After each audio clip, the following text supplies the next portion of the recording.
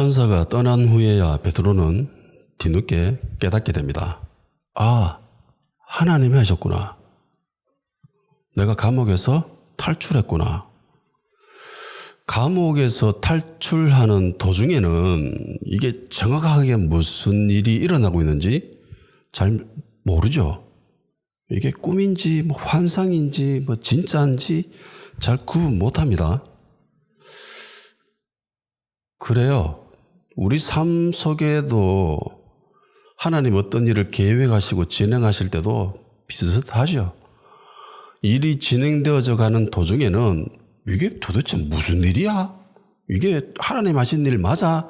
라는 의문이 들 때도 있고 이게 도대체 어떻게 흘러가는지도 잘 모르는 그런 때도 분명히 있습니다. 왜 나에게 이런 일이 벌어지는지 도무지 알 수 없을 때도 있습니다. 그런데 시간이 지나고 난 뒤에야 깨닫게 되죠. 아, 하나님 하셨구나. 당시에는 느낄 수 없었던 것들이 한참 지나고 나면 그게 하나님의 은혜인 걸 뒤늦게 알게 됩니다. 모든 산들이 잠들어 있는 한밤중에 큰 거리에 천사도 떠나고 베드로는 홀로 남겨져 있습니다. 분명히 좀 전까지는 천사와 함께 있었는데 그래서 천사를 따라왔는데 지금은 갑자기 천사가 사라졌습니다. 그리고 베드로는 지금 자신의 상황을 정리하기 시작하지요. 깨닫습니다. 아, 감옥에서 나 자고 있었는데 경비가 굉장히 삼엄했는데 나 손에 쇠사슬을 채워져 있었는데 띠도 풀고 겉옷도 벗고 그래 자고 있었는데 내가 지금 탈출했네? 나는 순교를 각오하고 잠들어 있었는데 기적적으로 탈출했구나. 하나님 천사를 보냈구나. 하나님 하셨구나. 깨닫게 됩니다. 그러면서 하는 말이 이런 말이죠. 헤롯과 모든 유대인들의 기대에서 벗어나게 하셨다. 헤롯과 모든 유대인들이 기대하고 있었던 것이 뭐지요? 베드로의 죽음입니다. 베드로가 죽는 것이 헤롯 왕과 그리고 모든 유대인들의 기대였습니다. 예전에 제 어릴 때만 하더라도 늘 학교에서 불렀던 노래가 우리의 소원은 통일이었습니다. 근데 요즘 안 부르죠, 잘. 지금까지도 우리의 소원은 통일입니다. 이 당시 유대인들의 소원은 베드로의 죽음이었습니다. 그들의 간절한 기대. 온 유대 백성들이 손꼽아 기대하고 있었던 것은 베드로가 죽는 거예요.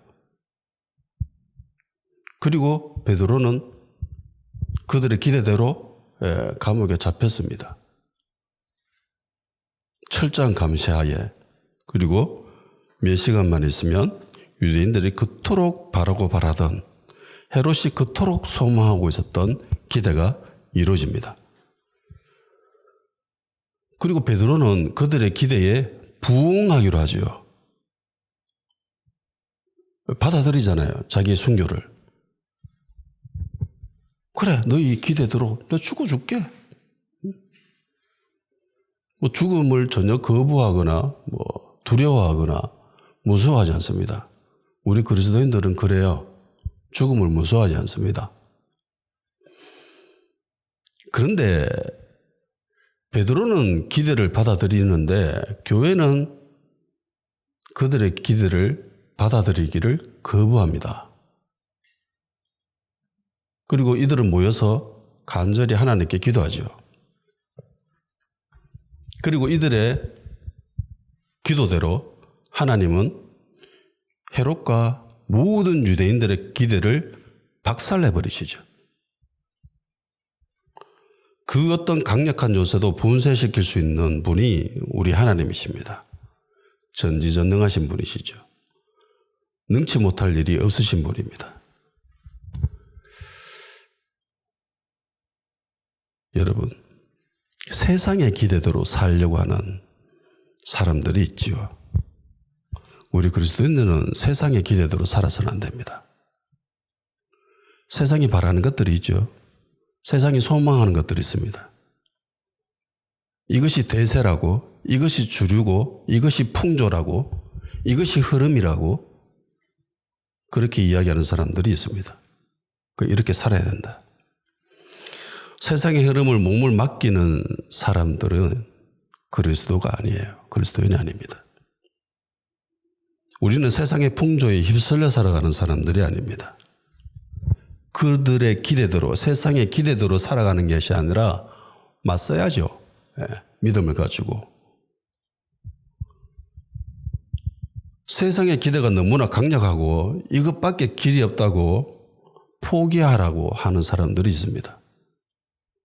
뭐 그렇게 별스럽게 사나, 세상 사람들과 똑같이 세상 사람들이 살아가는 그 방식대로 살아라라고 이야기하는 사람들이 있습니다. 근데 우리는 세상의 기대대로 살아가는 사람들이 아니에요. 기억하십시오. 우리 하나님은 세상의 그 어떤 것보다 크신 분이십니다. 베드로는 포기하죠. 기대를 받아들입니다. 유대인들의 기대를. 그래, 너가 소원대로 해줄게. 나 순교당한다. 물론 이것이 그렇게 부정적으로 바라볼 것만은 아니지요. 워낙 복음에 사로잡혀 있던 하나님의 사랑에 매여 있었던 베드로이기 때문에 이런 마음을 가질 수가 있었던 겁니다. 그럼에도 불구하고 교회 성도들은 세상의 기대를 거부하고 하나님이 이 모든 문제들, 어려움들을 박살낼 것이라는 기대를 가지고 기도를 합니다. 그리고 하나님은 분명히 하실 것이라고 그렇게 믿고 있죠. 요한일서 4장 4절에 자녀들아 너희는 하나님께 속하였고 또 그들을 이겼나니 이는 너희 안에 계신 이가 세상에 있는 자보다 크심이라.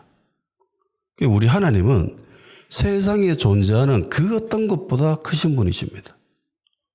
그래서 우리는 세상에 살아가면서 세상이 커 보이고 세상에 있는 힘있고 강력하고 능력 있는 그런 것들을 접하며 살아다 보니까 너 이런 힘이 없어 되겠나? 위축되고 주눅 들고 그럴 수 있습니다. 그런데 우리 안에 계신 우리 하나님은 세상에 존재하는 그 어떤 것들보다 크고 힘있고 강력하신 분이십니다.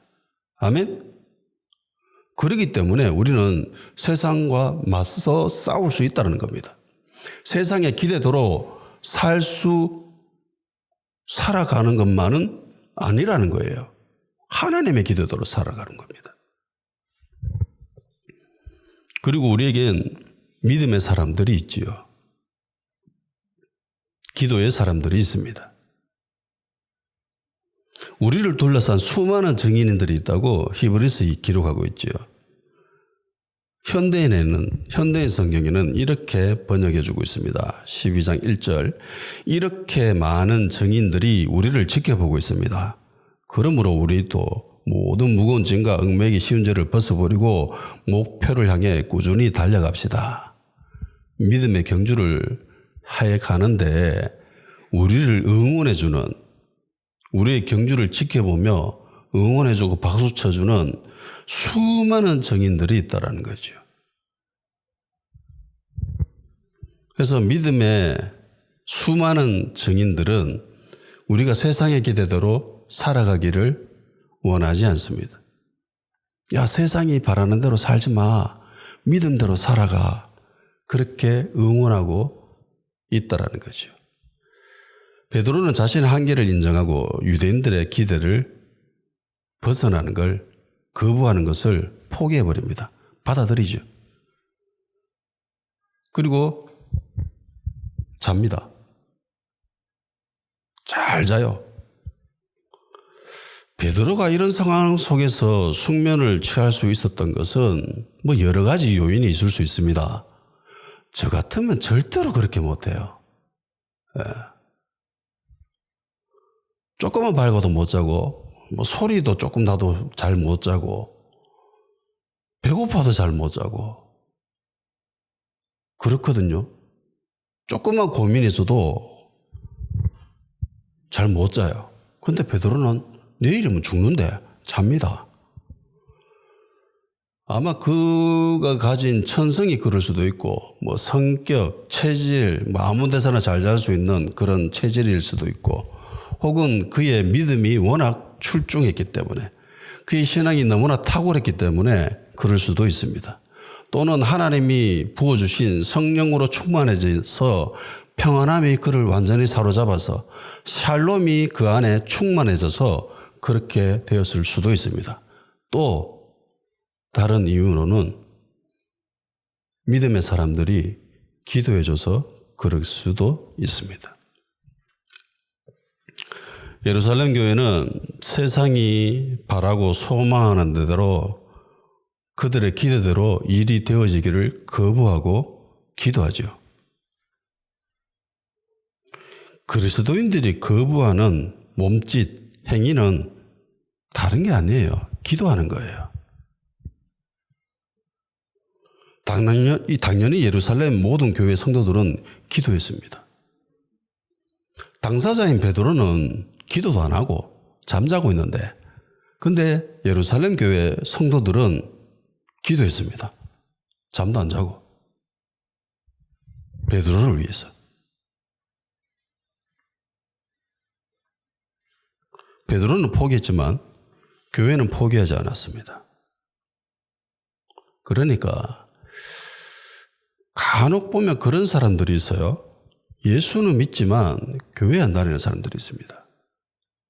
신앙생활을 하지 않는, 공동체 생활을 하지 않는 사람들이 있어요. 같이 모여서 예배드리고 이런 행위를 하지 않고 그냥 혼자 신앙생활을 하는 사람들이 있습니다. 공동체 생활을 해야 되는 이유 중에 하나가 바로 이런 부분입니다. 여러 이유들이 있지만은 오늘 본문에서 뽑아보자면은 이런 부분입니다.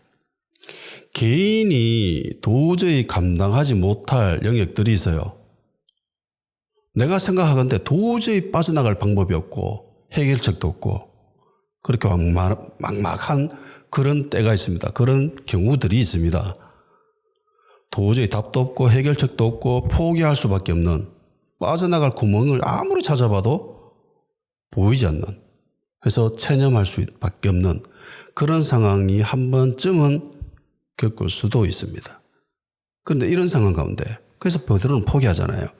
그런데 교회는 포기하지 않죠. 기도합니다.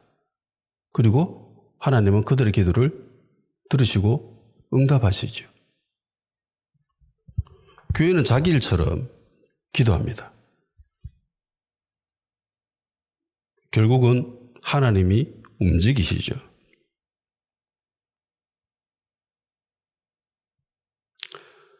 베드로가 감옥에서 평안히 잠들 수 있었던 이유 중에 하나는 아마 예루살렘 교회 성도들의 기도가 큰 역할을 하지 않았나 생각할 수도 있겠습니다.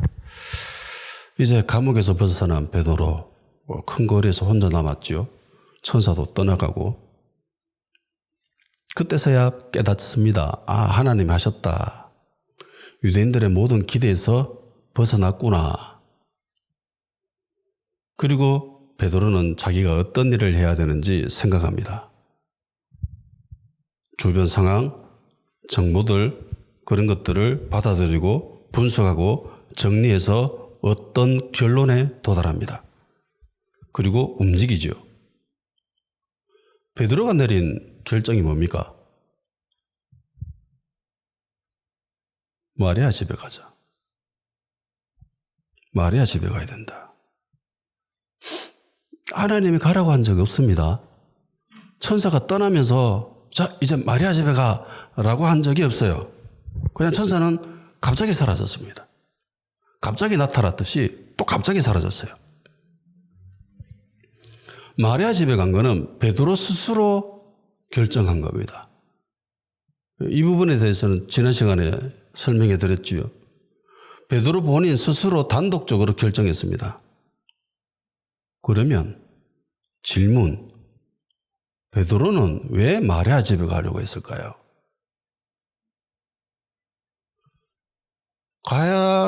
갈 곳이 많을 수도 있습니다. 그죠? 예루살렘에만 교회가 있었던 게 아니잖아요. 여러 군데 교회가 이미 세워졌습니다. 그게 마리아 집에 가가지고도 사람들에게서 조용히 하라고 이야기합니다. 야, 떠들지 마라, 조용히 해라 이러면서. 그러면서 이야기하잖아요. 지금 내가 어떤 일을 겪었는지.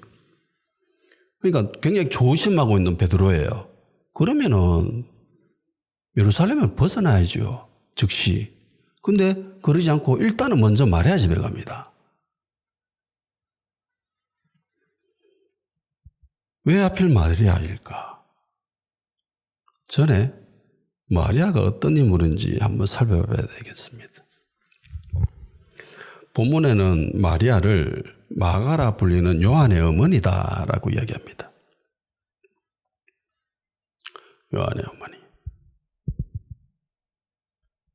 유대인들이 저 사람이 유대인인가 아닌가를 평가하는 주요 지표 중에 하나가 엄마가 유대인인가 아닌가를 따집니다. 아빠가 유대인인지 아닌지는 별로 상관이 없어요. 엄마가 유대인이면 그 자식을 유대인으로 인정합니다. 근데 아빠는 유대인이고 엄마가 헬라인이면 그 자녀는 유대인이 아니에요. 사람들이 잘 안 받아들입니다. 네가 무슨 유대인인데? 야, 우리 아버지 유대인인데? 너건 뭐 헬라인이잖아. 너건 뭐 그리스인이잖아. 이러면서 안 받아들여요.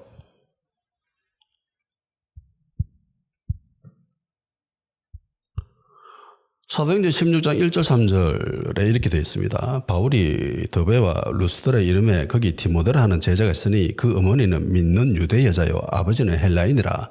디모데는 루스드라와 이곳 내에 있는 형제에게 칭찬받는 자니 바울이 그를 데리고 떠나고자 할 새 그 지역에 있는 유대인으로 말미암아 그를 데려다가 할례를 향하니 이는 사람들이 그의 아버지는 헬라인인 줄 알미더라.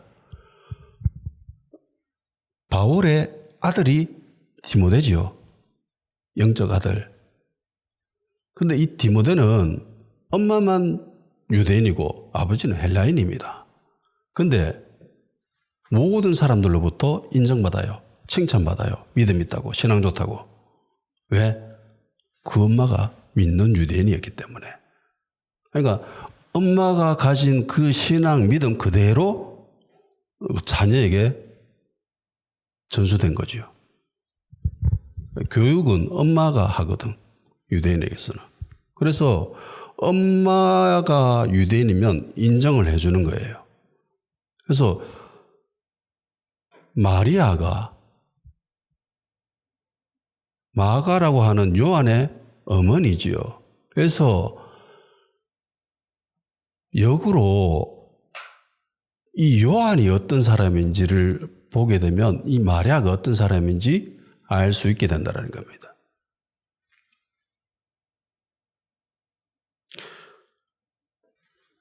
마가는 바나바의 조카입니다. 고린도서 4장 10절에 나와 같은 아리스다고와 바나바의 생질 조카죠. 마가와 이 마가에 대하여 너희가 명을 받았음에 그가 이르거든 영접하라. 바나바와 바울이 1차 선교 여행을 떠날 때 데리고 간 인물이 마가죠. 1차 선교 여행을 떠날 때 굉장히 중요하잖아요. 성령의 이끌림을 받아서 보내심을 받아서 최초로 선교 여행을 떠날 때에 동행했던 사람이 바로 마가입니다. 굉장히 신앙이 좋았고 믿음이 좋았던 사람. 근데 중간에 어떤 일이 있어서 빼가지요. 돌아갑니다. 나중에 이것 때문에 바나바, 바울이 다투게 됩니다. 2차 선교여행 떠날 때에 바나바는 조카를 데려가려고 하고 마가를 데리고 가려고 하고 바울은 야 중간에 접대 한번 가다가 중간에 돌아갔잖아. 어떻게 믿냐. 이런 사람 데리고 못 간다. 이러면서 바나바는 마가를 데리고 떠나고 바울은 실라를 데리고 떠나서 흩어지죠.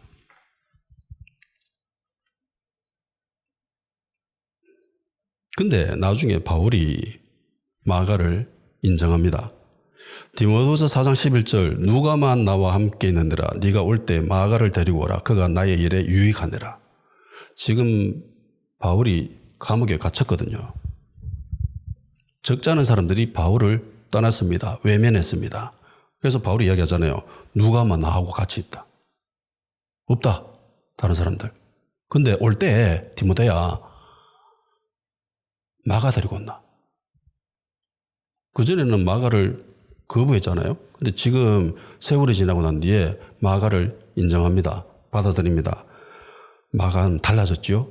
바울도 그 달라진 모습을 보고 받아들이고 인정합니다.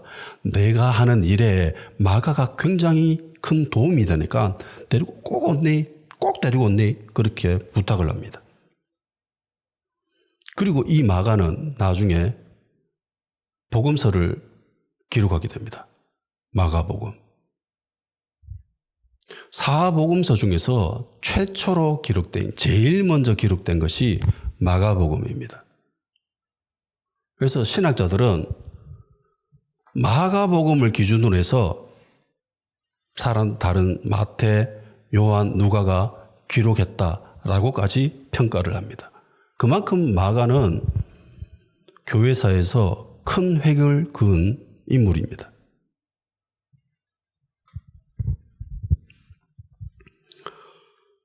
그리고 베드로는 마가를 향해서 내 아들이다라고 이야기합니다. 베드로전서 5장 13절 택하심을 함께 받은 바벨론에 있는 교회가 너희에게 문언하고 내 아들 마가도 그리하느니라. 그러니까 바울에게 영적 아들은 디모데지요. 베드로에게 영적 아들은 마가입니다.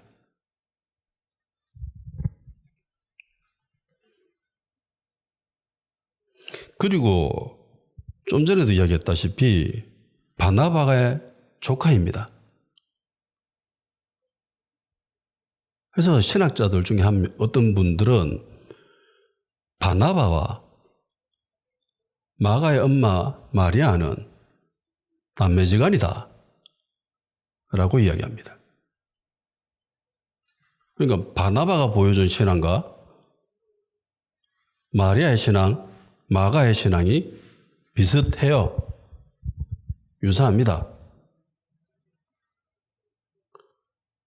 이전에도 살펴봤다시피 바나바는 재력이 꽤 있지요. 부자입니다. 자기가 가진 모든 밭을 팔아서 사도들의 발 앞에 주고 그리고 그것 때문에 교회에서 굉장한 업적을 이루고 사람들이 인정해 주잖아요. 위로의 아들, 권위의 아들 이러면서 그 모습에 질투를 느껴서 아나니아 삽비라도 팔아가지고 주고 얼마 숨고 그러다가 들켜서 죽게 되고. 그러니까 바나바는 재력이 꽤 있었던 그런 집안이었습니다. 동일하게 마리아도 재력이 있었습니다. 이 집안이 좀 부자였어요. 본문 13절에 보면은 로데라는 아이가 등장을 합니다. 로데라는 여자아이. 근데 이 여자아이라고 하는 이 헬라어는 파이트스케라는 단어인데 이거는 여자아이라는 뜻이 아니라 여자인 어린 여자 하인, 노예, 종 이런 뜻입니다. 이런 의미가 더 강해요. 성경에는 대부분 이렇게 쓰였었습니다. 그러니까 베드로가 문을 두드릴 때에 문을 열어서 영접해주는 역할을 하는 하인이 따로 있었다는 거예요. 그러니까 부자죠. 부자입니다. 그리고 어떤 이들은 예수님이 최후의 만찬 장소가 마리아의 집이다라고도 이야기합니다. 성경에는 정확히 어디라고는 이야기하잖아요. 그냥 어떤 사람 따라가라. 그러면 다락방이 준비됐을 거다. 그렇게 이야기하죠. 그리고 최초로 성령이 임한 곳이 마가의 다락방이다 라고도 이야기합니다. 그런데 성경은 정확하게 그것이 어디라고 이야기하고 있지는 않아요. 어떤 이들은 성전의 부속 건물이다라고도 이야기합니다. 어쨌든 기록하고는 정확하게 성경이 기록하고 있지는 않지만은 많은 사람들이 예수님의 처음 만찬 장소 그리고 성령이 최초로 임한 곳이 마가의 다락방이다, 마리아의 집이다라고 할 만큼 마리아는 초대 예루살렘 교회에서 굉장히 영향력이 있었던 사람이었습니다. 교회가 필요를 할 때 그 필요를 마음껏 제공했던 곳이 바로 마리아의 집이었더라는 거죠. 이 집안은 초대 예루살렘 교회에서 굉장히 비중 있는 집안입니다. 초대교회가 모임을 가질 때에 주로 마리아의 집에서 가졌습니다. 생각해 보세요.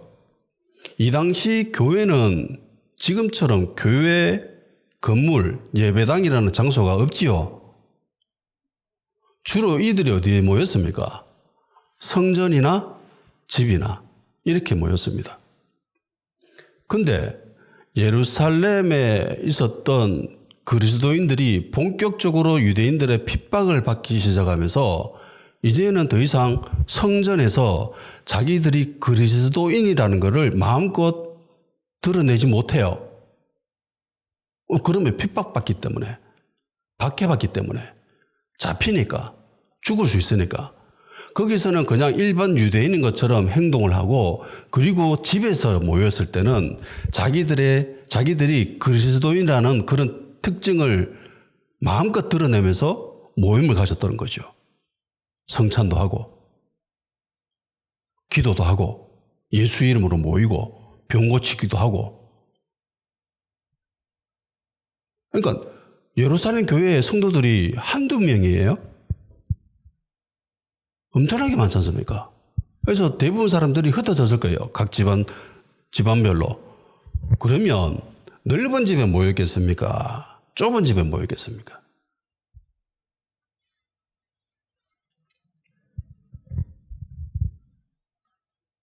당연히 넓은 집에 모이죠. 장소가 넓은 곳에. 장소가 넓어야 사람들이 모여서 기도할 수 있죠. 두세 명 모여서 충분히 기도할 수 있죠. 그렇지만 좀 많은 사람들이 모이려면은 넓은 공간이 필요합니다. 예. 그 사람들을 재우고 먹이고 보호하고 편의시설들도 있어야 되고 모여서 기도할 때는 그들의 안전을 또 보장해 줘야 되잖아요. 그러기 위해서는 이런저런 조건을 아무리 따져봐도 이런 것을 할 수 있는 것은 딱 정해져 있습니다. 부자여야 됩니다. 부자라야 가능할 수 있습니다. 바나바도 부자였고 마리아도 부자였습니다.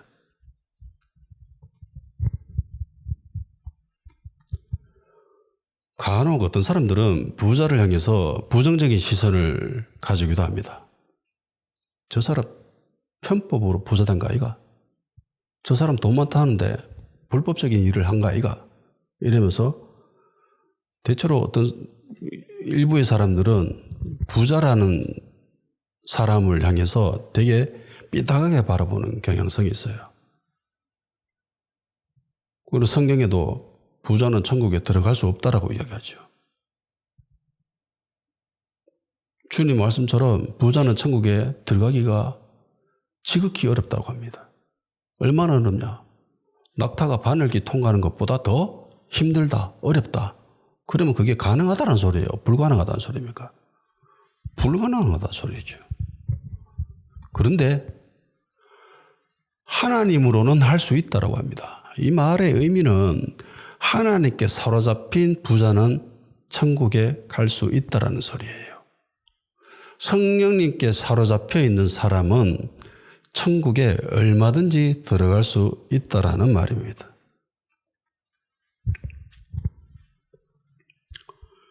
이들이 보여준 믿음, 그리고 그 자녀들이 보여준 신앙, 이것이 충분히 뒷받침하지요. 마리아와 바나바와 그리고 마가, 이들은 부자인데도 하나님을 섬기는 일, 하나님 나라를 위한 일에는 자기의 재력을 얼마든지 사용합니다.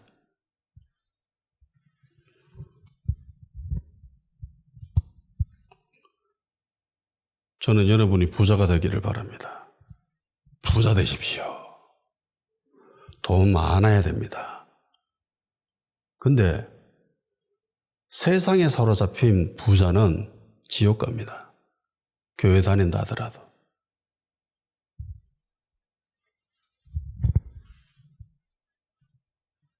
부자가 천국에 못 가면 가난한 사람은 무조건 천국에 갈 수 있나요?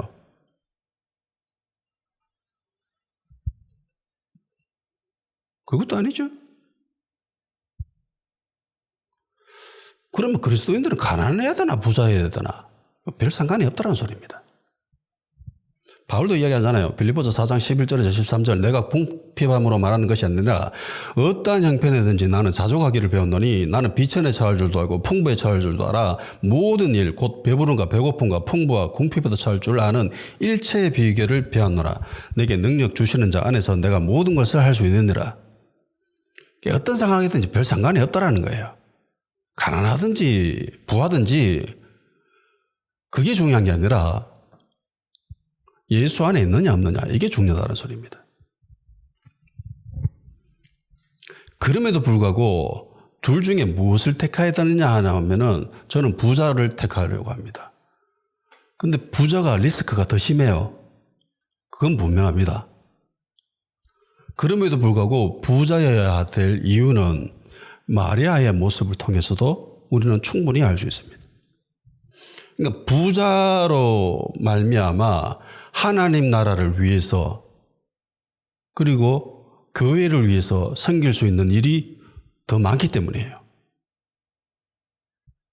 그런 이유로 부자가 되어야 된다는 거예요. 마리아가 자기 집을 오픈하지 않았으면 어떻게 됐겠어요? 마리아가 자기 재력을 위해서 재력을 가지고 교회를 섬기지 않았으면, 성도를 섬기지 않았으면 어떻게 되었을까요? 아마 초대교회는 굉장히 더 힘들고 어려웠을 거예요. 성도들은 굉장히 큰 어려움과 문제에 빠졌을 겁니다. 그러나 다행히도 마리아는 자기가 가진 재력을 하나님을 위해서 써야 한다는 그런 믿음을 가지고 있었습니다. 베드로가 감옥에서 탈출했습니다. 그리고 가장 먼저 취한 행동이 마리아 집에 가자라는 겁니다. 마리아 집에 가자. 다른 고민하지 않죠. 다른 생각 없습니다. 일단 무조건 마리아 집에 가자. 무조건 마리아 집이에요.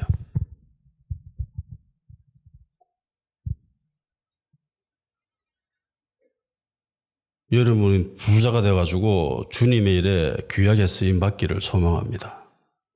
교회와 성도가 어려움에 처했을 때에, 문제에 빠졌을 때에, 베드로가 그런 상황에 빠졌을 때에 떠올릴 수 있는 유일한 곳이 마리아의 집이었습니다. 여러분들이 그런 사람이 되기를 바랍니다. 교회가 어려움에 처했을 때에, 성도가 어려움에 처했을 때에 저 사람한테 가면 도움을 받을 수 있을까요? 그게 물질이든 아니면 다른 영역이든 간에 저 사람한테 가면은 나의 이 어려움을 해결할 수 있을 수도 있어 라고 떠올릴 수 있는 그런 사람. 베드로는 마리아 집을 떠올리고 그 집에 들어가죠. 그가 집안에 들어갔을 때에 그가 본 것은 성도들이 잠 안 자고 밤새도록 기도하는 모습이었습니다. 베드로 좀 안 찔렸겠어요? 자기는 자고 있었는데. 자기는 포기하고 잠자고 있었는데 성도는 포기하지 않고 자기를 위해서 기도해 주고 있었습니다. 교회 성도들이 밤새도록 기도할 수 있도록 그들의 안전을 책임지고 그들을 보호하고 그들의 모든 필요를 채워주었던 사람은 마리아입니다. 마리아는 자기 집을 오픈했습니다. 부자는요, 하나님이 하나님 나라를 위해서 베풀어 주신 축복입니다. 부자는 하나님 나라를 위해서 필요한 것들을 채워주는 그런 역할을 수행해야 될 의무도 없고 책임도 있습니다. 그리고 이것은 곧 축복입니다. 그리스도인들 중에 부자인 사람 있죠. 근데 이런 사람들이 자신을 위해서 재력을 사용해서는 안 됩니다. 하나님 나라를 위해서, 교회를 위해서, 성도를 위해서 자기가 가진 재물을 사용해야 됩니다. 부자인데 신앙생활 잘한다고, 예배를 잘 드린다고, 기도를 한다고 안심해서는 곤란합니다. 그 재력을 자기를 위해서 사용한다면. 누가복음 12장 16절에서 21절의 말씀입니다. 또 비유로 그들에게 말하여 이르시되 한 부자가 그 밭에 소출이 풍성하며 심중에 생각이 이르되 내가 곡식 쌓아둘 것이 없으니 어찌할까 하고 또 이르되 내가 이렇게 하리라. 내 곡간을 헐고 더 크게 짓고 내 모든 곡식과 물건을 거기 쌓아두리라. 또 내가 내 영혼에게 이르되 내 영혼아 여러 해 쓸 물건을 많이 쌓아두었으니 평안히 쉬고 먹고 마시고 즐거워하자 하리라. 하나님은 이르시되 어리석은 자여 오늘 밤에 내 영혼을 도로 찾으리니 그러면 네 준비한 것이 누구의 것이 되겠느냐 하셨으니 자기를 위하여 재물을 쌓아두고 하나님께 대하여 부여하지 못한 자가 이와 같으리라. 부자는 이 재물을 자기를 위해서 쌓아두지요. 자신을 위해서 쌓아둡니다. 그리고 하나님을 위해서는 쌓아두지 않습니다. 하나님을 위해서 사용하지는 않습니다.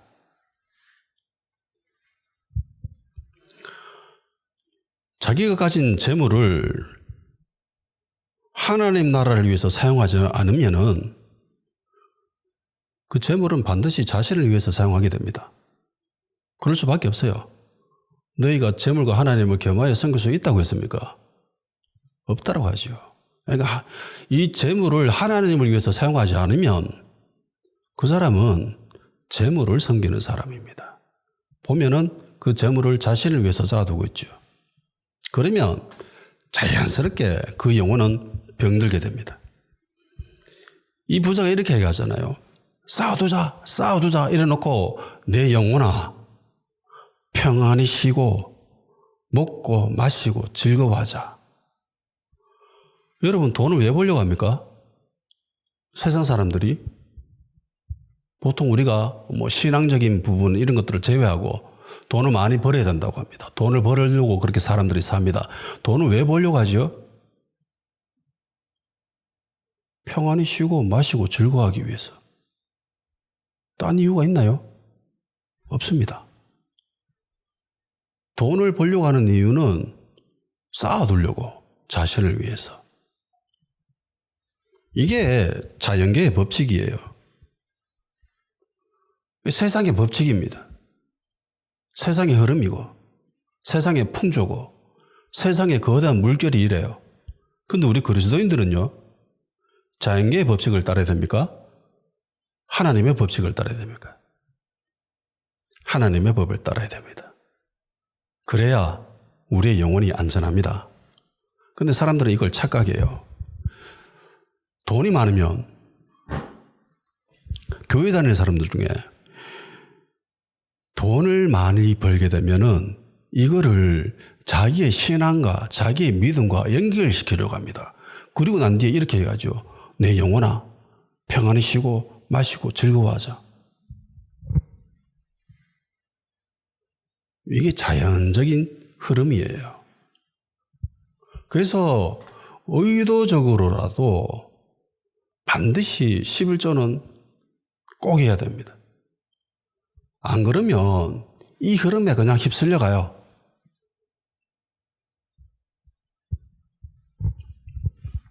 누가복음 12장 31절 34절 다만 너희는 그의 나라를 구하라. 그리하면 이런 것들을 너희에게 더하시리라. 적은 무르여 무서워 말라. 너희 아버지께서 그 나라를 너희에게 주시기를 기뻐하시느니라.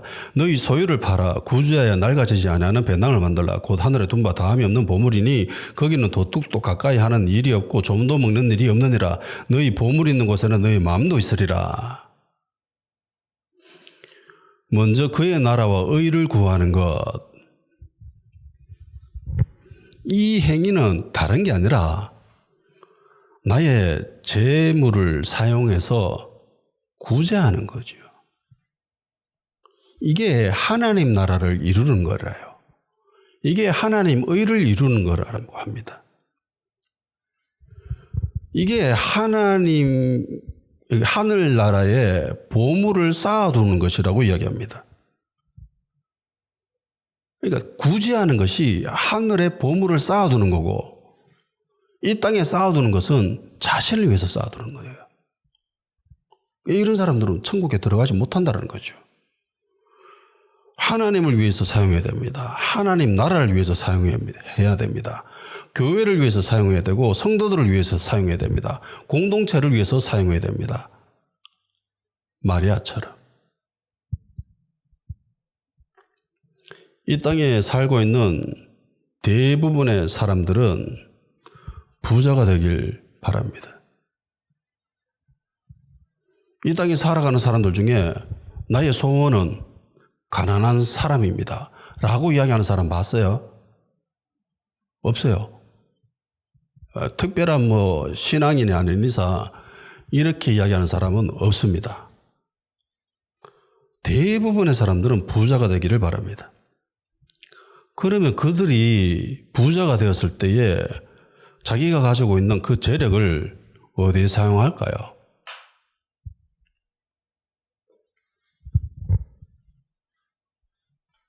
그리스도인들도 한번 포함시켜 봅시다.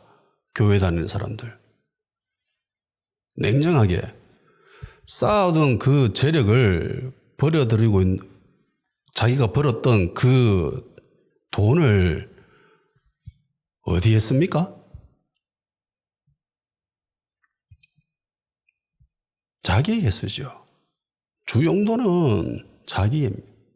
그리고 좀 괜찮으면 가족, 집안.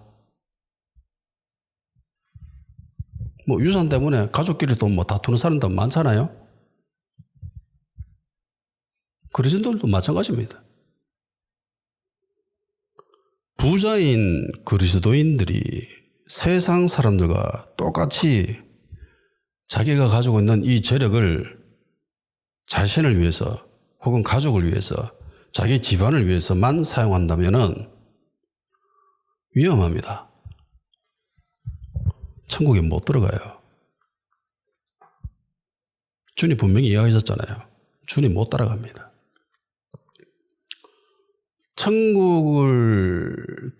천국에 들어간다, 영생을 가진다라는 것은 다른 말로 표현하면은 주님을 따르는 행위입니다. 복음서에 나와 있잖아요. 부자인 젊은 청년 관원이 주님께 와서 모든 계명을 다 지켰습니다. 영생을 얻으려면 어떻게 해야 됩니까? 라고 질문합니다. 그 질문에 예수님의 답은 나 따라온나? 라는 거죠. 그런데 나를 따르기 위해서는 어떤 조건을 이행해야 된다고 이야기합니다. 누가복음 18장 22절에서 30절 예수께서 이 말을 들으시고 이르시되 네게 아직도 한 가지 부족한 것이 있으니 네게 있는 것을 다 팔아 가난한 자들에게 나눠주라. 그리하면 하늘에서 네게 보화가 있으리라. 그리고 와서 나를 따르라 하시니 그 사람이 큰 부자이므로 이 말씀을 듣고 심히 근심하더라. 예수께서 그를 보시고 이르시되 재물이 있는 자는 하나님 나라에 들어가기가 얼마나 어려운지 낙타가 바늘귀로 들어가는 것이 부자가 하나님 나라에 들어가는 것보다 쉬우리라 하시니 듣는 자들이 이르되 그런즉 누가 구원을 얻을 수 있나이까? 이르시되 무릇 사람이 할 수 없는 것은 하나님을 하실 수 있느니라. 베드로가 여짜오되 보옵소서 우리가 우리의 것을 다 버리고 주를 따랐나이다. 이르시되 내가 진실로 내게 이르노니 하나님의 나라를 위해서 집이나 아내나 형제나 부모나 자녀를 버린 자는 현세에 여러 배를 받고 내세에 영생을 받지 못할 자가 없느니라 하시니라. 보세요. 이렇게 얘기하지 않아요. 예수님이. 일단 내 따라온나. 일단은 내 따라오고, 내 따라가다가 좀 믿음 생기고, 신앙이 생기고, 믿음이 좀 자라면, 그때 소유를 팔아가지고, 가난한 사람들 나눠주고, 뭐 계속 따라온나. 라고 이야기하지 않았습니다.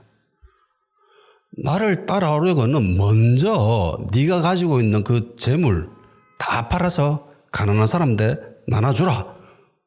그리고 하늘에 보화가 있다라고 하지요. 똑같지요. 아까 전에 말씀이라. 그렇게 해야 주님을 따라올 수 있다라고 이야기합니다. 물론 예수님이 이 청년에게 이렇게 과감하게 말씀하셨던 이유는 이 청년이 율법을 다 지켰다라고 이야기하기 때문이에요. 어느 정도 믿음이 있었던 사람이고 신앙이 있었던 사람이에요. 그렇기 때문에 이렇게 과감한 약간은 무마할 수 있는 그런 요구를 하셨던 거죠. 근데 못 따라갔다는 겁니다. 그러니까 예수님을 따르는 사람이라면은 포기할 수 있어야 됩니다. 모든 것을. 심지어 자기 목숨까지도. 그렇잖아요. 자기 목숨이 아까워서 예수님을 거부한다면은 그는 영생을 얻을 수 없지요. 천국에 못 들어갑니다. 재물도 마찬가지죠. 포기할 수 있어야 됩니다. 포기하지 못한다면은 못 따라갑니다. 못 따라가니까 영생을 못 얻고 천국에 못 들어가요. 그렇다고 내가 가지고 있는 이 재력을 지금 당장 이 순간 모든 것들을 다 내려놔라는 소리는 아니에요. 지속 가능해야 됩니다. 내가 사업체를 운영하고 있다면 그 사업체를 계속 지속 운영할 수 있게끔 그렇게 되어야 되죠. 단 하나님이 원하신다면, 하나님이 원하실 때는 과감하게 내려놓을 수 있어야 됩니다. 하나님을 위해서 언제든지 우리는 목숨을 내어놓을 수 있어야 되죠. 그렇다고 지금 당장 죽으라는 소리는 아니잖아요. 살아가다가 결정적일 때 죽느냐 사느냐 그 갈림길에 있을 때는 과감하게 결단할 수 있어야 된다는 겁니다.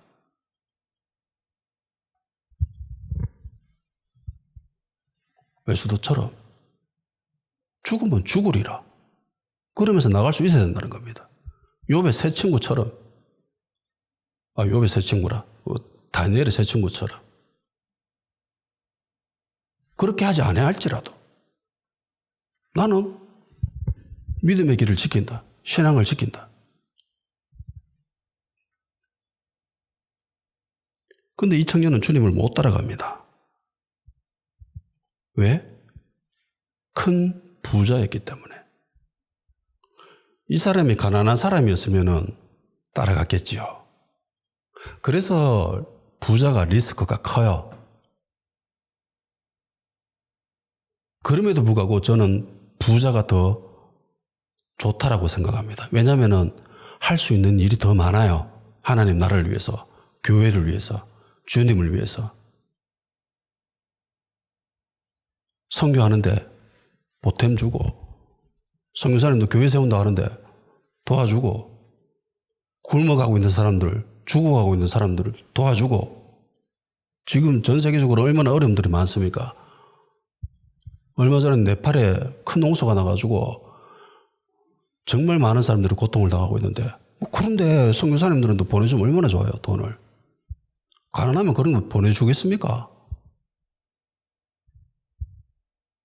그렇다고 뭐 돈을 적게 보냈다고 그거를 폄하할 건 아니에요.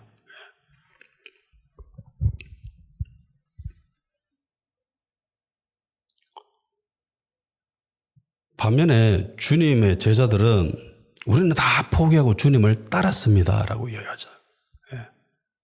배도 버리고 그물도 버리고 부모도 버리고, 그리고 마태는 돈을 그렇게 좋아했던 사람인데 돈도 버리고 주님을 따랐습니다.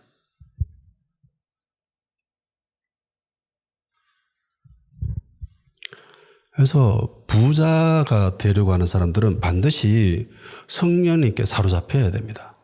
하나님께 사로잡혀야 돼요. 아니면 위험이 더 커요. 더 위험합니다. 감당하실 수 있으면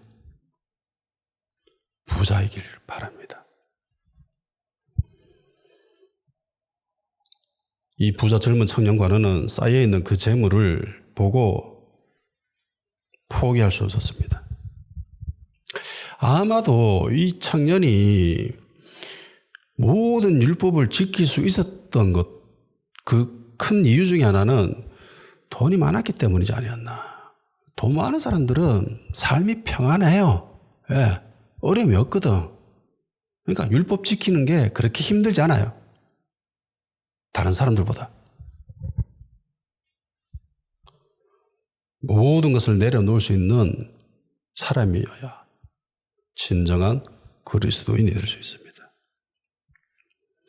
죽다가 살아난 베드로가 가장 먼저 떠올린 곳은 마리아의 집입니다. 그리고 그 집에 가죠. 그리고 그곳에는 수많은 믿음의 사람들이 자기를 위해서 기도해 주고 있었습니다. 초대 예루살렘 교회 성도들이 모여서 기도해야 될다라고 생각했을 때에 그들이 모인 곳 마리아의 집이고, 그리고 베드로 역시 감옥에서 탈출했을 때 가장 먼저 떠올린 곳도 마리아의 집입니다. 세상의 모든 기대를 거부하면서 잠자는 것도 잊어버린 채에 하나님이 일하실 것을 바라면서 기도하고 있었던 초대 예루살렘 교회 성도들, 그리고 그들을 위해서 자신의 집 그리고 자기의 모든 재력을 아낌없이 제공한 마리아. 교회가 필요로 할 때, 성도가 도움이 필요할 때 도와줄 수 있는 부자인 마리아. 여러분이 그런 사람이 되기를 주의 이름으로 축원합니다. 다 같이 기도하는 시간 가지도록 합시다. 세상의 기대대로 살기를 저항하며 하나님의 기도로 살아가는 믿음의 사람이 되기를, 그리고 큰 부자가 되어서 하나님 나라와 주의 일에, 교회에 성도를 섬기는 일에 도움을 주는 그런 믿음의 사람이 되기를